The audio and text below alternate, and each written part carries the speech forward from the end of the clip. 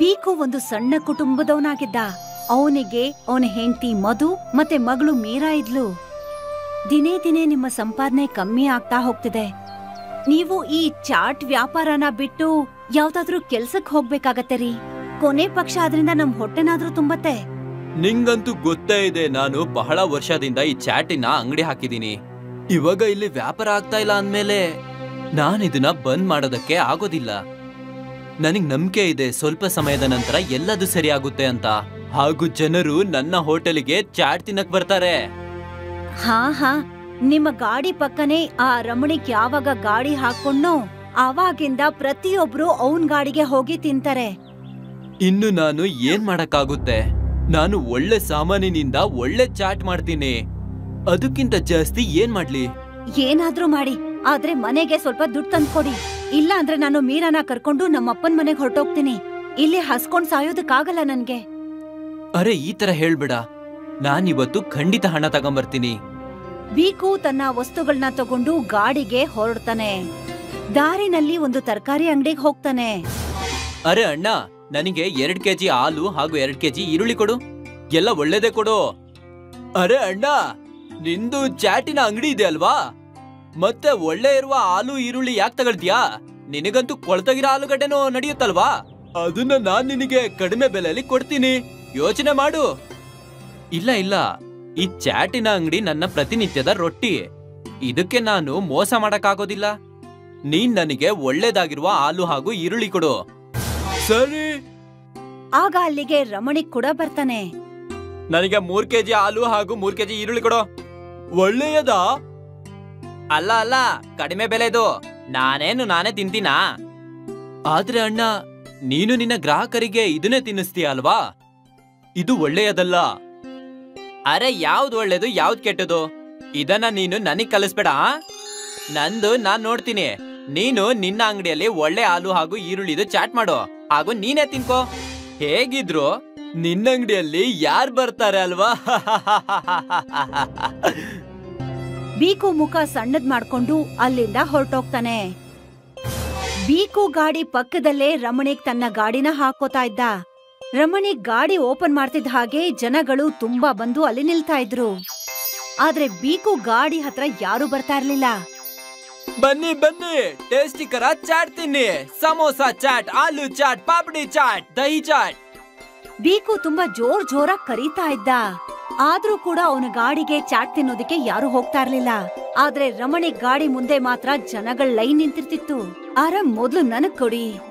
ಅರೆ ಇಲ್ಲ, ಮೊದ್ಲು ನಾನ್ ಬಂದಿದ್ದೆ, ನನಗೆ ಕೊಡಿ. ಎಲ್ಲರಿಗೂ ಕೊಡ್ತೀನಿ, ಜಗಳ ಮಾಡ್ಬೇಡಿ. ಅವನ ಗಾಡಿ ಪರಿಸ್ಥಿತಿನ ನೋಡಿ ಅವನಿಗೆ ತಲೆ ಕೆಟ್ಟ ಹೋಗಿತ್ತು. ಇಷ್ಟು ಪ್ರಯತ್ನ ಪಟ್ರು ಜನರು ಇಲ್ಲಿಗಂತೂ ಬರ್ತಾನೆ ಇಲ್ಲ. ಅಯ್ಯೋ ದೇವ್ರೆ, ಇನ್ನು ನೀವೇ ಯಾವ್ದಾದ್ರು ಮಾರ್ಗ ತೋರಿಸಿ. ಬೀಕು ತಡರಾತ್ರಿ ತನಕ ಗಾಡಿನಲ್ಲೇ ನಿಂತಿದ್ದ. ಆದ್ರೆ ಇವತ್ತು ಕೂಡ ಅವನ್ಗೆ ವ್ಯಾಪಾರ ಆಗ್ಲಿಲ್ಲ. ಬೇಜಾರ್ ಮಾಡ್ಕೊಂಡು ಮನೆಗ್ ಹೋದ. ಇವತ್ತು ಕೂಡ ವ್ಯಾಪಾರ ಆಗಿಲ್ಲ ಅನ್ಸತ್ತೆ. ಹಾ, ಇವತ್ತು ಕೂಡ ಎಲ್ಲ ಗುಂಪು ಆ ರಮಣಿ ಅಂಗಡಿಯಲ್ಲೇ ಇತ್ತು. ನೀವೀಗ ನಿಮ್ಮ ಚಾಟ್ ಅಂಗಡಿನ ಮುಚ್ಚಬೇಕಾಗತ್ತೆ. ಈಗ ಮನೇಲಿ ರೇಷನ್ ಕೂಡ ಇಲ್ಲ. ಹೀಗೆ ನಡೀತಾ ಇದ್ರೆ ನಾವು ಉಪವಾಸ ಸಾಯ್ಬೇಕಾಗತ್ತಷ್ಟೇ. ನೀನ್ ಚಿಂತೆ ಮಾಡ್ಬೇಡ, ಏನಾದ್ರೂ ಒಂದು ಹಾಗೆ ಆಗುತ್ತೆ. ಇದೇ ಮಾತನ್ನ 6 ತಿಂಗಳಿಂದ ಹೇಳ್ತಿದ್ದೀರಾ, ಇಲ್ಲಿವರೆಗೂ ಏನು ಬದ್ಲಾಗಿಲ್ಲ. ನೀವು ದುಡ್ಡು ಸಂಪಾದನೆ ಮಾಡ್ಕೊಂಡ್ ಬರ್ಲಿಲ್ಲ ಅಂದ್ರೆ ನನ್ನ ಮಗಳನ್ನ ಕರ್ಕೊಂಡು ತವ್ರ ಮನೆಗ್ ಹೊರಟೋಗ್ತೀನಿ. ಆದ್ರೆ ನನಗೆ ಸ್ವಲ್ಪ ಸಮಯ ಅಂತೂ ಕೊಡು. ಮನೆಯಲ್ಲಿ 1 ಹೊತ್ತಿನ ಅಡ್ಗೆಗ್ ಮಾತ್ರ ಆಗೋದು. ನಾಳೆ ಹೊತ್ತಿಗೆ ದುಡ್ಡು ತಂದ್ರೆ ಸರಿ, ಇಲ್ಲ ಅಂತಂದ್ರೆ ಆಮೇಲೆ ನೀವು ಒಂಟಿಯಾಗಿರ್ಬೇಕಾಗತ್ತೆ. ನಾನು ನನ್ ಮಗಳು ಹಸ್ವಿಂದ ಒದ್ದಾಡೋದನ್ನ ನೋಡೋದಕ್ಕಾಗಲ್ಲ. ಹೇಗೋ ಮಾಡಿ ನನ್ ತಂದೆ ನಮ್ಮಿಬ್ಬರನ್ನೂ ಸಾಕ್ತಾರೆ. ಸರಿ. ಒಂದು ಕಡೆ ಬೀಕು ವ್ಯಾಪಾರ ಆಗಿಲ್ಲ ಅಂತ ತಲೆ ಕೆಡಿಸ್ಕೊಂಡಿದ್ದ. ಮತ್ತೆ ಇನ್ನೊಂದು ಕಡೆ ತನ್ನ ಹೆಂಡತಿ ಅವನ್ ತಲೆನೋವ್ನ ಇನ್ನೂ ಜಾಸ್ತಿ ಮಾಡ್ತಾ ಇದ್ಲು. ಮಾರನೇ ದಿನ ಬೀಕು ಪ್ರತಿದಿನದ ಹಾಗೆ ಚಾಟ್ಗೆ ರೆಡಿ ಮಾಡ್ಕೋತಾನೆ. ಮತ್ತೆ ತನ್ನ ಗಾಡಿ ಕಡೆ ಹೊರಡ್ತಾನೆ. ದಾರಿನಲ್ಲಿ ಆಲೂಗಡ್ಡೆ ಮಾರೋನು ಅವನನ್ನ ಕರೀತಾನೆ. ಅರೆ ಅಣ್ಣ, ಇವತ್ತು ಆಲೂ ಈರುಳ್ಳಿ ಬೇಡವಾ? ಬೇಡ ಅಣ್ಣ, ನೆನ್ನೆದೇ ಆಲೂ ಈರುಳ್ಳಿ ಉಳಿದಿದೆ. ಸರಿ. ಬೀಕು ತನ್ನ ಗಾಡಿಗೆ ಹೋಗ್ತಾನೆ. ಪ್ರತಿದಿನದ ಹಾಗೆ ಗಾಡಿನ ಹಾಕೋತಾನೆ. ಪಕ್ಕದಲ್ಲೇ ರಮಣಿಗ್ ಕೂಡ ಗಾಡಿ ಓಪನ್ ಮಾಡ್ತಾನೆ.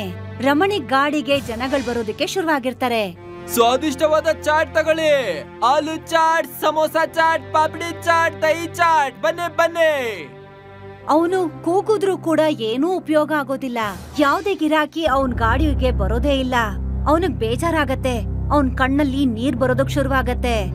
ಅಯ್ಯೋ ದೇವ್ರೆ, ಇದ್ ಎಂತ ದಿನನ ತೋರಿಸ್ತಾ ಇದ್ದೀರಾ? ಒಂದ್ ವೇಳೆ ನಾನ್ ಇವತ್ತು ಮನೆಗ್ ಹಣ ತಾಂಡೋಗಿಲ್ಲ ಅಂದ್ರೆ ತಿನ್ನೋದಕ್ಕೆ ಏನು ಉಳಿಯೋದಿಲ್ಲ. ಹಾಗೂ ಮಧು ಮೀರನ ಕರ್ಕೊಂಡು ತವ್ರ ಮನೆಗ್ ಹೋಗ್ಬಿಡ್ತಾಳೆ. ತಿಳಿತಾನೆ ಇಲ್ಲ ಏನ್ ಮಾಡೋದು ಅಂತ. ಅದೇ ಸಮಯಕ್ಕೆ ಬೀಕು ಗಾಡಿಗೆ ಒಂದ್ ಹೆಂಗ್ಸ್ ಬರ್ತಾರೆ. ಏನಾಯ್ತು ಪುಟ್ಟ, ಯಾಕಪ್ಪ ಅಳ್ತಿದ್ಯಾ ನೀನು? ಇವಾಗ ಏನ್ ಹೇಳಲಿ ಅಮ್ಮ, ಪರಿಸ್ಥಿತಿನೇ ಹಾಗಾಗಿದೆ. ಎಲ್ಲದು ಚೆನ್ನಾಗೆ ಮಾಡಿದ್ರೂನು ಯಾವುದು ಒಳ್ಳೇದೇ ಆಗ್ತಾ ಇಲ್ಲ. ನಾನು ಒಳ್ಳೆಯ ವಸ್ತುವನ್ನೇ ತಗೊಂಬರ್ತೀನಿ, ಆದ್ರೂ ಗ್ರಾಹಕರು ಆ ರಮಣಿಯ ಅಂಗಡಿಯಿಂದನೇ ಚಾಟ್ ತಿಂತಾರೆ.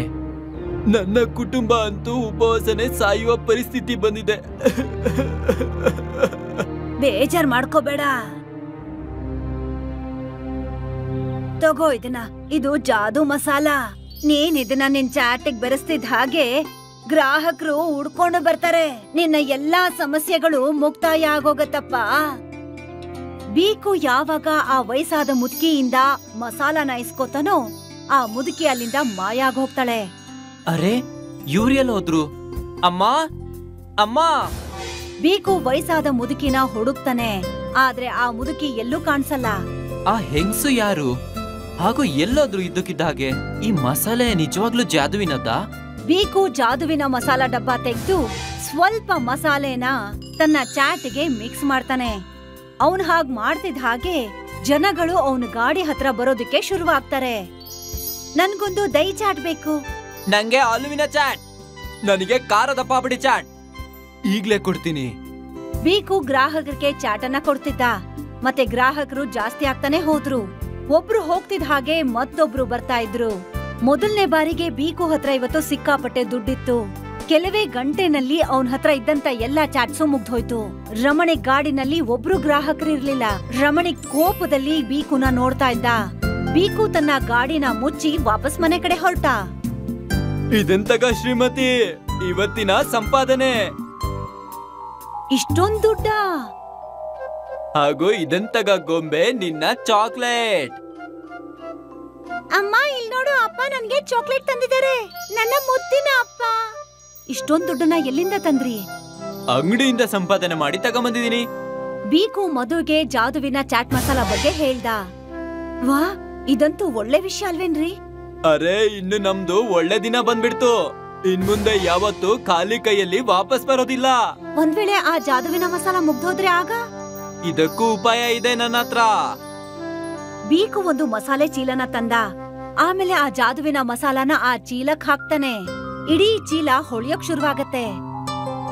ಬಾಪ್ರೇ, ಇನ್ನು ಈ ಎಲ್ಲಾ ಮಸಾಲೆ ಜಾದುವಿನ ಮಸಾಲೆ.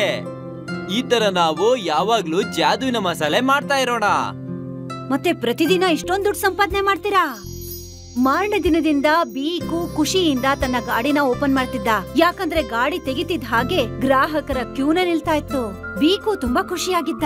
ಸ್ವಲ್ಪ ದಿನದ ನಂತರ ರಮಣಿಗ್ ತನ್ನ ಗಾಡಿನ ಅಲ್ಲಿಂದ ತೆಗೆದ್ಬಿಟ್ಟ. ಈಗ ಆ ಜಾಗದಲ್ಲಿ ಕೇವಲ ಬೀಕು ಗಾಡಿ ಮಾತ್ರ ಇತ್ತು. ಅಲ್ಲಿ ಯಾವಾಗ್ಲೂ ಗ್ರಾಹಕರ ಕ್ಯೂನೇ ನಿಂತಿರ್ತಿತ್ತು. ಇದೆಲ್ಲ ಆಗಿದ್ದು ಆ ಜಾದುವಿನ ಚಾಟ್ ಮಸಾಲಾ ಇಂದ.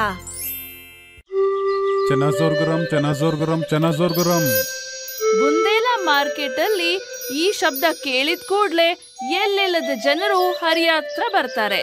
ಯಾರೆಲ್ಲ ಈ ಒಂದು ಕಡ್ಲೆ ಚಾಟ್ನ ತಿಂತಾರೋ ಅವರು ಇವನ್ನ ಹೊಗಳ್ದೆ ಬಿಡ್ತಿರ್ಲಿಲ್ಲ. ಅರೆ, ಈ ಚನ್ನಾಜೋರ್ಗ್ರಾಮ್ ಎಷ್ಟು ರುಚಿಯಾಗಿದೆ. ಇದಕ್ಕಿಂತ ಚೆನ್ನಾಗಿರೋ ಅಂತ ಕಡ್ಲೆ ಚಾಟು ಎಲ್ಲೂ ಸಿಗಲ್ಲ ಅಣ್ಣ. ಅರೆ, ಹಾಗೆ ಇದ್ರಲ್ಲಿ ಏನಾಗ್ತೀಯ ಅಣ್ಣ? ಅರೆ ಅಣ್ಣ, ನಮ್ಮ ಸ್ಪೆಷಾಲಿಟಿನೇ ಆ ಮಸಾಲಾನೇ ಇದರಲ್ಲಿ ಟೇಸ್ಟ್ ಕೊಡೋದು. ಓ, ಒಳ್ಳೇದಣ್ಣ, ತುಂಬ ಒಳ್ಳೇದು. ನಮಗೆ 20 ರೂಪಾಯಿಗೆ ಇನ್ನೂ ಕೊಡಿ. ನಾನು ತಗೊಂಡೋಗಿ ನನ್ನ ಮಕ್ಕಳಿಗೆ ಸ್ವಲ್ಪ ಕೊಡ್ತೀನಿ. ಸರಿ ಅಣ್ಣ, ಸರಿ. ಹರಿಯ ಅಲ್ಲಿ ಓಡಾಡೋರ್ಗೆಲ್ಲ ಕಡ್ಲೆ ಚಾಟ್ನ ಮಾರ್ತಾ ಇದ್ದ. ಮತ್ತೆ ಅವನ್ಗೆ ಒಳ್ಳೆ ವ್ಯಾಪಾರ ಕೂಡ ಆಗ್ತಿತ್ತು. ಸಂದೀಪ್ ದಿನ ಹರಿಯನ ನೋಡ್ತಾ ಇದ್ದ. ಮತ್ತೆ ಮನ್ಸಲ್ಲೇ ಯೋಚನೆ ಮಾಡ್ತಿದ್ದ, ಈ ಹರಿಯ ಹತ್ರ ಗಾಡಿನೂ ಇಲ್ಲ, ಅಂಗಡಿನೂ ಇಲ್ಲ, ಸಂಪಾದನೆ ಮಾಡ್ತಿದ್ದಾನೆ. ಆದ್ರೆ ನಾವು ಒಂದು ಅಂಗಡಿನ ಇಟ್ಕೊಂಡು ಕೂತ್ಕೊಂಡಿದ್ದೀವಿ. ಆದ್ರೆ ಯಾಕೋ ಗ್ರಾಹಕರು ಬರ್ತಾನೆ ಇಲ್ಲ. ನನಗನ್ಸುತ್ತೆ ಬುಂದೇಲಾ ನಗರದ ಜನರಿಗೆ ಚನಾ ಚಾಟ್ ಅಂದ್ರೆ ತುಂಬಾ ಇಷ್ಟ. ಹಾ, ಅದಂತೂ ನಿಜ. ನೀವು ಕೂಡ ಯಾಕೆ ಕಡ್ಲೆ ಚಾಟನ್ನೇ ಮಾರಬಾರ್ದು? ಅರೆ, ನಾನು ಅದ್ರ ಬಗ್ಗೆನೇ ಯೋಚನೆ ಮಾಡ್ತಾ ಇದ್ದೀನಿ. ನಾಳೆನೆ ಚಂದಾ ಜೋರ್ಗರಂ ಮತ್ತೆ ಮಸಾಲೆನ ತಗೊಂಡ್ ಬರ್ಬೇಕು. ಆಮೇಲೆ ನಾನ್ ನೋಡ್ತೀನಿ ಈ ಅರಿಯ ಹೇಗ್ ಸಂಪಾದನೆ ಮಾಡ್ತಾನೆ ಅಂತ. ಸಂದೀಪ್ ಮತ್ತೆ ಅವನ ಹೆಂಡತಿಗೆ ಅನಿಸ್ತಾ ಇತ್ತು ಕಡ್ಲೆ ಚಾಟ್ ಮಾರೋದು ಬಹಳ ಸುಲಭ ಅಂತ. ಮಾರನೇ ದಿನ ಸಂದೀಪ್ ಅವನ ಬೇಲ್ಪುರಿ ಅಂಗಡಿಯಲ್ಲಿ ಚನಾ ಚಾಟ್ ಕೂಡ ಇಟ್ಟ. ಮತ್ತೆ ಹೊರಗಡೆ ಕಡ್ಲೆ ಚಾಟ್ದು ಫೋಟೋ ಕೂಡ ಇಟ್ಟ. ಫೋಟೋ ನೋಡಿ ಒಂದ್ ಹೆಂಗಸು ಅವನ ಅಂಗಡಿ ಹತ್ರ ಬಂದ್ಲು. ಅರೆ ಅಣ್ಣ, ನೀವು ಕೂಡ ಕಡ್ಲೆ ಚಾಟ್ ಇಡಕ್ ಶುರು ಮಾಡಿದೀರಾ? ಹಾ ಹೌದಕ್ಕ, ನಿಮಗೆ ನಾನು ಹಾಕಿ ಕೊಡ್ಲಾ? ಹಾ ಹಾ ಮಾಡು. ನೀನ್ ಹೇಗ್ ಮಾಡ್ತೀಯೋ ಅದನ್ನು ಇವತ್ ನೋಡೇ ಬಿಡೋಣ. ಹರಿಯ ಅಣ್ಣ ಮಾಡೋಷ್ಟೇನ್ ಚೆನ್ನಾಗಿಲ್ಲ. ಇದಾದ್ಮೇಲೆ ಇನ್ನು ಬಹಳ ಜನ ಸಂದೀಪ್ ಅಂಗಡಿಗೆ ಬಂದ್ರು. ಮತ್ತೆ ಎಲ್ರೂ ಸಂದೀಪ್ಗೆ ಇದನ್ನೇ ಹೇಳಿದ್ರು. ಮತ್ತೆ ಸ್ವಲ್ಪ ಹೊತ್ತಾದ್ಮೇಲೆ ಹರಿಯ ಓಡಾಡ್ಕೊಂಡು ಅವ್ರ ಅಂಗಡಿ ಹತ್ರ ಹೋದಾಗ ಎಲ್ಲ ಜನರು ಅಲ್ಲೇ ಇದ್ರು. ಅರೆ ಅಣ್ಣ, ನನಗೆ 20 ರೂಪಾಯಿಗೆ ಕೊಡಿ. ನನಗೂ. ಎಲ್ಲ ಗ್ರಾಹಕರು ಅಲ್ಲಿ ಓಡೋದ್ ನೋಡಿ ಸಂದೀಪ್ ಇನ್ನೂ ಹೊಟ್ಟೆ ಹುರ್ಕೊಳ್ತಿದ್ದ. ಅರೆ, ಈ ಅರಿಯ ಕಸ್ಟಮರ್ಸ್ ಮೇಲೆ ಏನ್ ಮಾಯ ಮಾಡಿಟ್ಟಿದಾನೋ ಗೊತ್ತಿಲ್ವಾ ನಿಮ್ಗೆ? ಅವನ್ ಮಸಾಲೆಯಲ್ಲಿ ಮ್ಯಾಜಿಕ್ ಇದೆ. ನಾನು ಇದನ್ನೂ ಕೂಡ ಕೇಳಿದೀನಿ. ಇದು ಪರಂಪರೆಯಿಂದ ಬಂದಿರೋಂತ ಮಸಾಲೆ ಅಂತೆ. ಅವ್ರ ಅಜ್ಜಿ ತಾತ ಅವರೆಲ್ಲ ಮಾಡಿದ್ದಂತೆ. ಹಾಗಾದ್ರೆ ನಾನು ಏನ್ ಮಾಡೋದು? ನೀನ್ ಆ ಮಸಾಲೆ ಹೇಗ್ ಮಾಡೋದು ಅನ್ನೋದನ್ನ ಕಲ್ತ್ಕೊಂಡ್ಬಿಡು. ಆ ಎಲ್ಲ ಗ್ರಾಹಕರು ನಿನ್ ಕಡೆನೆ. ಅರೆ, ಅದನ್ನ ಕಲ್ತ್ಕೊಳ್ಳೋದು ಅಷ್ಟು ಸುಲಭನಾ? ಅಷ್ಟೊಂದ್ ಸುಲಭ ಏನಲ್ಲ. ಆದ್ರೆ ನನ್ನ ಹತ್ರ ಒಂದ್ ಐಡಿಯಾ ಇದೆ. ಮಧು ಸಂದೀಪ್ನ ಕಿವಿಯಲ್ಲಿ ಅವಳ ಐಡಿಯಾನ ಹೇಳ್ತಾಳೆ. ಮತ್ತೆ ಇಬ್ರು ನಗ್ತಾರೆ. ಮಾರನೇ ದಿನ ಹರಿಯ ಮನೆ ಮುಂದೆ 15 ವರ್ಷದ ಒಬ್ಬ ಹುಡುಗ ಭಿಕ್ಷೆ ಬೇಡಕ್ ಬಂದ. ಅವನು ಹರಿಯ ಮನೆ ಬಾಗಲ್ನ ತಟ್ಟದ. ಅರೆ ಅಣ್ಣ, ಸ್ವಲ್ಪ ಊಟ ಹಾಕಿ. 2 ದಿನದಿಂದ ಊಟ ಮಾಡಿಲ್ಲ. ಹರಿಯ ಕರುಣಾಳು. ಅವನು ಅಡಿಗೆ ಮನೆಯೊಳಗೆ ಹೋಗಿ ಆ ಮಗುಗೆ ಏನೋ ತಿನ್ನೋದಕ್ಕೆ ತಂದ. ಆ ಮಗು ಗಬಗಬ ಅಂತ ಊಟ ಮಾಡ್ದ. ಆಮೇಲೆ ಹರಿಯ ಅವನತ್ರ ಕೇಳ್ದ, ಅರೆ, ನೀನು ಒಬ್ನೇ ಇಲ್ಲಿ ಏನ್ ಮಾಡ್ತಾ ಇದೀಯಾ? ನಿಮ್ಮ ಅಪ್ಪ ಅಮ್ಮ ಎಲ್ಲಿದ್ದಾರೆ? ನನ್ನ ಅಪ್ಪ ಚಿಕ್ಕ ವಯಸ್ಸಲ್ಲಿ ತೀರ್ಕೊಂಡ್ರು. ಆಮೇಲೆ ಅಮ್ಮ ಸತ್ತು 2 ತಿಂಗಳಾಯ್ತು. ಅವತ್ತಿಂದ ಆ ಕಡೆ ಈ ಕಡೆ ಕೆಲ್ಸಕ್ಕೋಸ್ಕರ ಹುಡ್ತಾ ಇದ್ದೀನಿ. ಹಸಿವು. ಯಾರನ್ನೂ ಕೆಲಸನೇ ಕೊಡ್ತಾ ಇಲ್ಲ. ಅರೆ ಅರೆ ಅರೆ, ಅಲ್ಬೇಡ ಮುನ್ನ, ನಾನಿದ್ದೀನಲ್ವಾ? ನೀನು ನನ್ನ ಜೊತೆ ಕೆಲಸ ಮಾಡ್ಕೊಂಡಿರು. ನಾನು ನಿನಗೆ ಹೊಟ್ಟೆ ತುಂಬ ಊಟ ಕೊಡ್ತೀನಿ. ಹಾಗೇನೆ ನೀನು ನನ್ನ ಜೊತೆನೆ ನಮ್ಮನೇಲೇ ಇರ್ಬೋದು, ಸರಿನಾ? ನೀವು ನಿಜವಾಗ್ಲೂ ದೇವ್ರು ನನಗೆ. ಅರೆ ಅರೆ, ಅಲ್ಬೇಡ. ಹೌದು, ನಿನ್ನ ಹೆಸರೇನು? ಅದು ನನ್ನ ಹೆಸರು ಮುರಳಿ ಶರ್ಮಾ. ಸರಿ, ಇವತ್ತಿಂದ ನೀನು ನನ್ನ ಜೊತೆನೇ ಇರ್ಬೋದು. ಇಲ್ಲಿ ನಿನಗೆ ಯಾವುದೇ ಕೊರತೆನೂ ಖಂಡಿತ ಇರಲ್ಲ. ಧನ್ಯವಾದ ಅಣ್ಣ, ತುಂಬ ತುಂಬ ಧನ್ಯವಾದ. ಹರಿಯ ಅನಾಥ ಮುರಳಿಗೆ ಆಶ್ರಯ ಕೊಟ್ಟ. ಹರಿಯ ಮುರಳಿನ ಮಾರ್ಕೆಟ್ಗೂ ಕರ್ಕೊಂಡು ಹೋಗ್ತಿದ್ದ. ಮತ್ತೆ ಮನೆಯಲ್ಲಿ ಸ್ವಲ್ಪ ಚಿಕ್ಕ ಪುಟ್ಟ ಕೆಲ್ಸನೂ ಕೊಡ್ತಿದ್ದ. ತಕೋ, 1 kg ಟೊಮೆಟೊ ತಗೊಂಡ್ಬಾ. ಆಮೇಲೆ 10 ರೂಪಾಯಿ ನೀನೇ ಇಟ್ಕೋ. ನಿನಗೇನಾದ್ರೂ ತಿನ್ಬೇಕು ಅನ್ಸಿದ್ರೆ ತಿನ್ಬಿಡು. ಧನ್ಯವಾದ ಅಣ್ಣ. ಸ್ವಲ್ಪ ದಿನದಲ್ಲೇ ಮುರಳಿ ಹರಿಯ ಜೊತೆ ಚೆನ್ನಾಗಿದ್ದ. ಹರಿಯ ಯಾವಾಗ್ಲೂ ಅವನ್ ಮಸಾಲೆನ ಅಡ್ಗೆ ಮನೆ ಬಾಗ್ಲು ಹಾಕೊಂಡು ಮಾಡ್ತಿದ್ದ. ಆದ್ರೆ ಒಂದಿನ ಮುರಳಿ ಅಡ್ಗೆ ಮನೆ ಕಿಟಕಿಯಿಂದ ಎಲ್ಲ ನೋಡ್ಕೊಂಡ್ಬಿಟ್ಟ. ಸ್ವಲ್ಪ ಹೊತ್ತಾದ್ಮೇಲೆ ಮುರಳಿ ಹರಿಯ ಹತ್ರ ಬಂದ. ನಾನು ಹೋಗ್ತಾ ಇದ್ದೀನಿ. ಆದ್ರೆ ಎಲ್ಲಿಗೆ? ಆದ್ರೆ ಇವತ್ತು ಬಜಾರಲ್ಲಿ ನನಗೆ ನನ್ನ ಅಕ್ಕ ಸಿಕ್ಕಿದ್ರು. ಆದ್ರೆ ಯಾರು? ಅದೇ ಮಧು ಅಕ್ಕ. ಅವರಿಗೆ ಬೇಲ್ಪುರಿ ಅಂಗಡಿ ಇದೆ. ಅರೆ, ಅಂದ್ರೆ ನೀನು ಸಂದೀಪಿಗೆ ನೆಂಟ್ರ? ಆದ್ರೆ ಯಾಕೆ ಎಲ್ಲೇ ಇಲ್ಲ? ಅದು ನಾನು ಅಕ್ಕನ ಮಾರ್ಕೆಟಲ್ಲಿ ನೋಡಿದೆ. ಅಮ್ಮನ ಬಗ್ಗೆ ಹೇಳ್ದಾಗ ಅಕ್ಕ ಜೋರಾಗಿ ಹತ್ಬಿಟ್ರು. ಅವರು ನನ್ನನ್ನು ಅವ್ರ ಜೊತೆನೇ ಇಟ್ಕೊಳ್ತೀನಿ ಅಂತ ಹೇಳ್ಬಿಟ್ರು. ಇನ್ನು ನಾನು ನಿಮಗೆ ಭಾರವಾಗಿರೋದ್ರಲ್ಲಿ ಇಷ್ಟ ಇಲ್ಲ. ನೀವು ಏನು ಮಾಡಿದಿರೋ ಅದಕ್ಕೆ ತುಂಬ ಧನ್ಯವಾದ. ಪರವಾಗಿಲ್ಲ ಪರವಾಗಿಲ್ಲ. ಹರಿಯಾಗ್ ಗೊತ್ತಾಯ್ತು ಏನೋ ಒಂದಿದೆ ಅಂತ. ಮುರ್ಲಿನ ಮಧು ಕಳ್ಸಿದ್ದ ಹರಿಯ ಮಸಾಲಾನ ಕಲ್ತ್ಕೊಂಬರ್ಲಿ ಅಂತ. ಮುರ್ಲಿ ಮತ್ತೆ ಮಧು ಅದೇ ಮಸಾಲೆ ಮಾಡಿದ್ರು. ಒಂದ್ಸಲ ತಿಂದ್ರೆ ಪುನಃ ಪುನಃ ಬಂದು ಕೊಡಿ ಅಂತ ಕೇಳ್ತೀರಾ ನೀವು. ಸ್ಪೆಷಲ್ ಜೋರ್ ಗರಂ, ಒಂದ್ಸಲ ಬಂದು ತಿಂದು ನೋಡಿ. ಒಂದನ್ ಮಾಡಿ ಅಣ್ಣ, ನೋಡೇ ಬಿಡೋಣ ನಿಮ್ ಸ್ಪೆಷಲ್ ಮಸಾಲೆನ. ಹಾ ತಗೊಳ್ಳಿ. ಸಂದೀಪ್ ಆ ಕಡ್ಲೆ ಚಾಟಲ್ಲಿ ಅದೇ ಮಸಾಲೆನ ಹಾಕಿದ್ದ. ತಗೊಳ್ಳಿ. ಖಾರ ಖಾರ ಖಾರ, ಇಷ್ಟೊಂದ್ ಖಾರ. ಮಧು ಆ ಹೆಂಗ್ಸಿಗೆ ನೀರ್ ಕೊಟ್ಲು. ಅಯ್ಯೋ, ಇದೇನ್ ಸ್ಪೆಷಲ್ ಮಸಾಲೆನಾ ಇಲ್ಲ ಬರೀ ಮೆಣಸಿನ್ಕಾಯಿ ಖಾರನಾ? ನೀವೇನು ನನ್ನನ್ನ ಸಾಯಿಸ್ಬೇಕು ಅಂತಿದ್ದೀರಾ? ಅಬ್ಬಾ! ಆದ್ರೆ ಆ ಹೆಂಗ್ಸು ಸಂದೀಪ್ ಮತ್ತೆ ಮಧುಗೆ ಚೆನ್ನಾಗ್ ಬೈದು ಹೊರಟ್ಬಿಟ್ಲು. ಸಂದೀಪ್ ಮತ್ತೆ ಮಧು ಮುರಳಿ ಕಡೆ ನೋಡಿದ್ರು.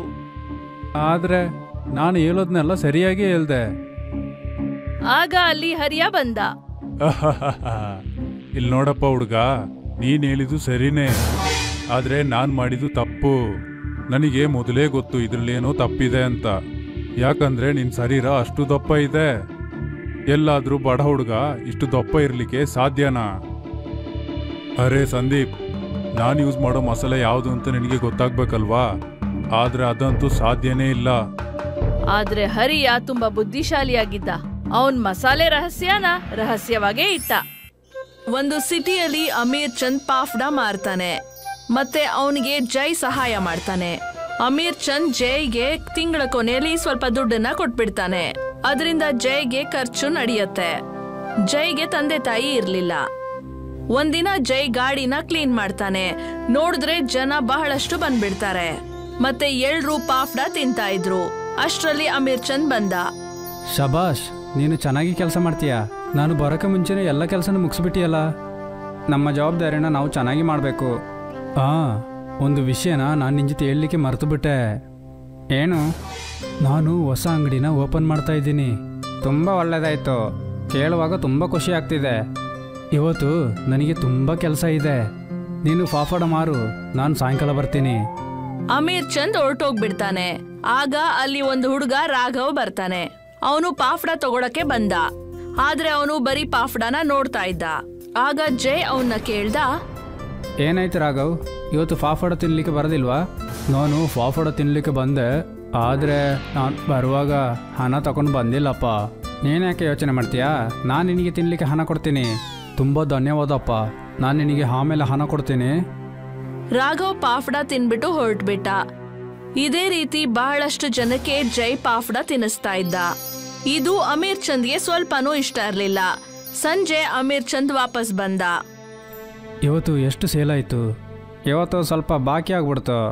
ಪರವಾಗಿಲ್ಲ, ಇದನ್ನ ನಾಳೆ ನೋಡ್ಕೊಲ್ವಾ? ಆದರೆ ಏನು? ನಾನು ಏನು ಯೋಚನೆ ಮಾಡಿದೆ ಅಂದರೆ ಸ್ವಲ್ಪ ಪಾಪಡ ತಗೊಂಡೋಗಿ ರೋಡಲ್ಲಿ ಕೂತ್ಕೊಂಡಿರೋರಿಗೆ ಕೊಡುವ ಅಂತ. ನಿನಗೇನು ಹುಚ್ಚ? ನಾನು ಈ ಥರ ಯೋಚನೆ ಮಾಡಿದೆ ಅಷ್ಟೇ. ಪಾಪ ಅವರಿಗೆ ಸಹಾಯ ಆಗ್ಬೋದು. ಅದೆಲ್ಲ ನನಗೆ ಗೊತ್ತಿಲ್ಲ. ಆಮೇಲೆ ಇನ್ನೊಂದು, ಇನ್ನು ಮುಂದೆ ಯಾರಿಗಾದರೂ ಪಾಪಡನ್ನ ನೀನು ಫ್ರೀಯಾಗಿ ಕೊಟ್ಟರೆ ನಿನ್ನ ಕೆಲಸದಿಂದ ತೆಗೆದು ಬಿಡ್ತೀನಿ. ಆದರೆ ಯಜಮಾನ್ರೆ, ಹೋಗಿವಾಗ ನಾಳೆ ಬೆಳಿಗ್ಗೆ ಬಾ. ಜೈ ಹೊರಟೋಗ್ಬಿಟ್ಟ. ದಿನ ಬರ್ತಾ ಇದ್ದ ಹಾಗೆ ಜೈ ಮಾರನೇ ದಿನ ಕೆಲ್ಸಕ್ಕೆ ಬಂದ. ಮತ್ತೆ ಅವನು ಪಾಫ್ಡಾ ಮಾರೋದಕ್ಕೆ ಶುರು ಮಾಡ್ದ. ನೋಡಿದ್ರೆ ಅಲ್ಲಿ ಒಬ್ಬ ಬಿಕಾರಿ ಬರ್ತಾನೆ.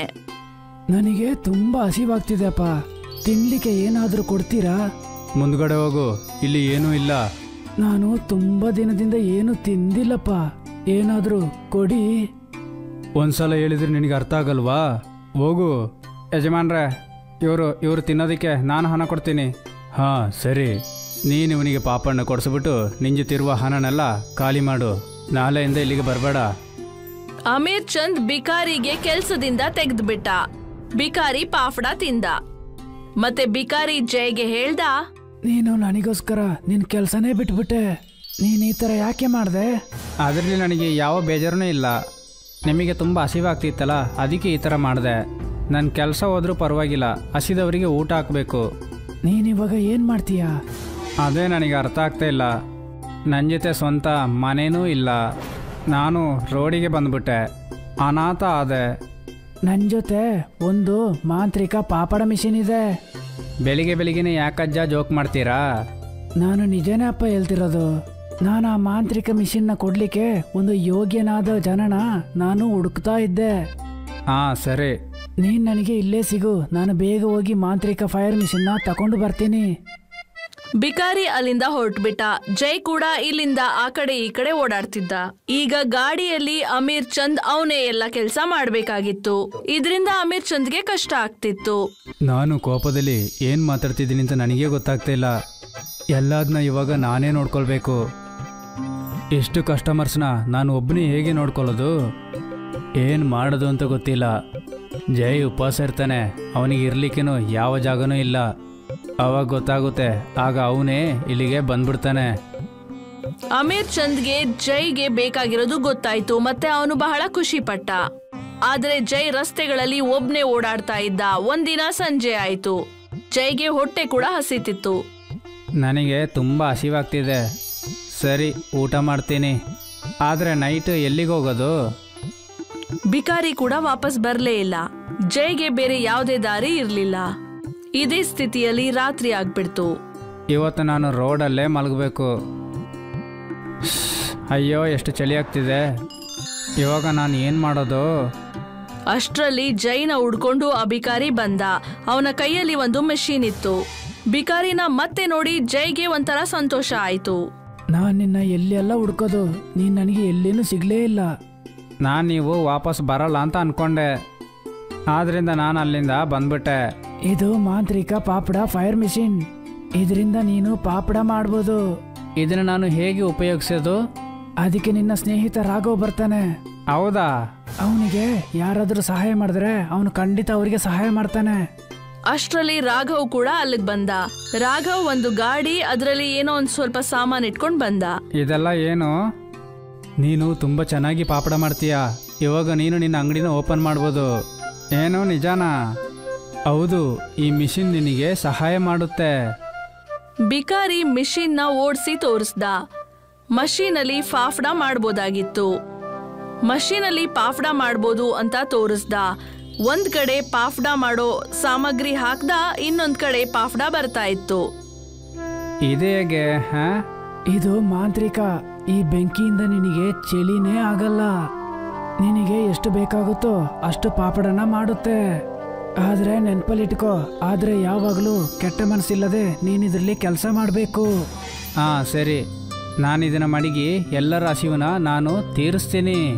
ನಾನು ನಿನ್ನ ಜೊತೆನೆ ಕೆಲಸ ಮಾಡಲಿಕ್ಕೆ ಇಷ್ಟಪಡ್ತೀನಿ. ಖಂಡಿತ ನೀನು ನನ್ನ ಜೊತೆ ಕೆಲಸ ಮಾಡ್ಬೋದು. ಸರಿ, ನಾವು ನಾಳೆನೇ ಕೆಲಸ ಶುರು ಮಾಡುವ. ನಾನಿವಾಗ ಹೋಗ್ತೀನಿ. ಬೇರೆಯವರಿಗೆ ನನ್ನ ಸಹಾಯ ಬೇಕಾಗ್ಬೋದು. ಜೈ ಮತ್ತೆ ರಾಘವ್ ಬಿಕಾರಿಗೆ ಧನ್ಯವಾದ ಹೇಳಿದ್ರು. ಮತ್ತೆ ಬಿಕಾರಿ ಹೊರಟೋದ. ಮಾರನೇ ದಿನದಿಂದ ಜೈ ಮತ್ತೆ ರಾಘವ್ ಪಾಪಡ ಮಾಡೋಕೆ ಶುರು ಮಾಡ್ತಾರೆ. ಮೊದಲು ಯಾವ ಗ್ರಾಹಕರು ಬರ್ತಿರ್ಲಿಲ್ಲ. ನಾವು ಈ ಪಾಪಡ ಎಲ್ಲದನ್ನೂ ಮಾರ್ಬಿಡ್ತೀವ? ಏನಪ್ಪ, ಯಾರಿಗೂ ನಮ್ಮ ಬಗ್ಗೆ ಗೊತ್ತಿಲ್ವಲ್ಲ, ಅದಕ್ಕೆ ಯಾರನ್ನೂ ಬರ್ತಿಲ್ಲ. ನಾನು ಎಲ್ಲರಿಗೂ ಗೊತ್ತಾಗುವ ಹಾಗೆ ಮಾಡಿ ಬರ್ತೀನಿ. ರಾಘವ್ ಪಾಪಡ ಪ್ರಚಾರ ಮಾಡ್ದ. ಆಗ ಎಲ್ಲ ಶ್ರೀಮಂತರು ಬಡವರು ಪಾಪಡ ತಿನ್ನಕ್ಕೆ ಬರ್ತಾರೆ. ಮತ್ತೆ ಅವನು ಒಂದು ದೊಡ್ಡ ಅಂಗಡಿ ಓಪನ್ ಮಾಡ್ದ. ಅಮೀರ್ ಚಂದ್ ಅಂಗಡಿ ಬಂದ್ ಆಗ್ಬಿಡ್ತು. ಬಹಳ ಬಡವ ಆಗ್ಬಿಟ್ಟ. ಒಂದಿನ ಅಮೀರ್ ಚಂದ್ ಬಹಳ ಹೊಟ್ಟೆ ಹಸ್ಕೊಂಡಿದ್ದ. ಅವನತ್ರ ದುಡ್ಡಿರ್ಲಿಲ್ಲ. ಅವನು ಜೈ ಅಂಗಡಿಯಲ್ಲಿ ಪಾಪಡ ತಿನ್ನಕ್ ಬಂದ. ನನ್ನ ಜೊತೆ ಹಣ ಇಲ್ಲಪ್ಪ, ಆದ್ರೆ ನನಗೆ ತುಂಬಾ ಹಸಿವಾಗ್ತಿದೆ. ಏನು ಪರವಾಗಿಲ್ಲ ಯಜಮಾನ್ರೆ, ನೀವು ಹೊಟ್ಟೆ ತುಂಬ ತಿನ್ನಿ. ಅಮೀರ್ ಚಂದ್ ಜೈನ ನೋಡಿ ಆಶ್ಚರ್ಯಪಟ್ಟ. ಯಜಮಾನ್ರೆ, ಕಾಲ ಒಂದು ಗೋಳ ತರ, ಯಾವಾಗ ಬೇಕಾದ್ರೂ ಕೆಳಗೆ ಬರ್ಬೋದು. ಅಮೀರ್ ಚಂದ್ ಪಾಪಡ ತಿಂದ. ಮತ್ತೆ ಅವನ ತಪ್ಪಿನ ಅರಿವಾಯಿತು.